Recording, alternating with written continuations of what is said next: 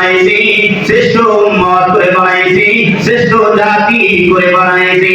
কিন্তু আমরা যদি আমাদের দিকে তাকাই, আমাদের দিকে তাকাই, আমাদের দিকে তাকাই, আমরা খায়রুল উম্মত হওয়ার কোনো যোগ্যতাই রাখি না। কি কথা বলে ঠিক না? খায়রুল উম্মত লাগে, খায়রুল উম্মত, কিন্তু এখনো ঝগড়া ফাসাদ করে, এখনো মানুষের নামে গীবত নিন্দা করে বেড়ায়, কিন্তু সে খায়রুল উম্মত দাবি করে। আমাদের খায়রুল উম্মত হওয়ার কোনো যোগ্যতাই নেই। তো খায়রুল উম্মত আল্লাহ আমাদেরকে কেন বানাইলেন? কি জন্য হইলাম? আমরা বুঝার পরেও না বুঝার ভান করে থাকি। আমরা জানি কিন্তু মানতে চাই না। কেন আমরা খায়রুল উম্মত হইলাম?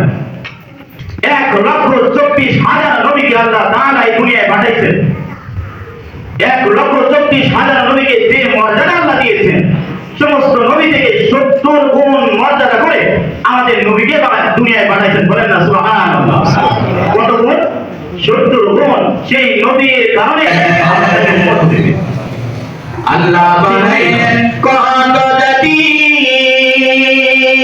হইল না তার প্রেম বিধি। অবশেষে মানুষ বানায় প্রেমের কারণে, প্রেমের দড়ি বন্ধরে মদিনার শোনে। সেই ইব্রাহিম আলাইহিস সালাম পর্যন্ত আল্লাহ তাআলার কাছে দোয়া করেছে, প্রভু গো, আমার বংশের মধ্যে আখির নবী দান করিয়েন, আমার নসলের মধ্যে আখির নবী দান করিয়েন। ইব্রাহিম নবী দান করো, তুমি তার নসলের মধ্যে আখির নবী আসে, তার বংশের মর্যাদা হাজার গুণ বেড়ে যাবে। ইব্রাহিম নবী দান করো।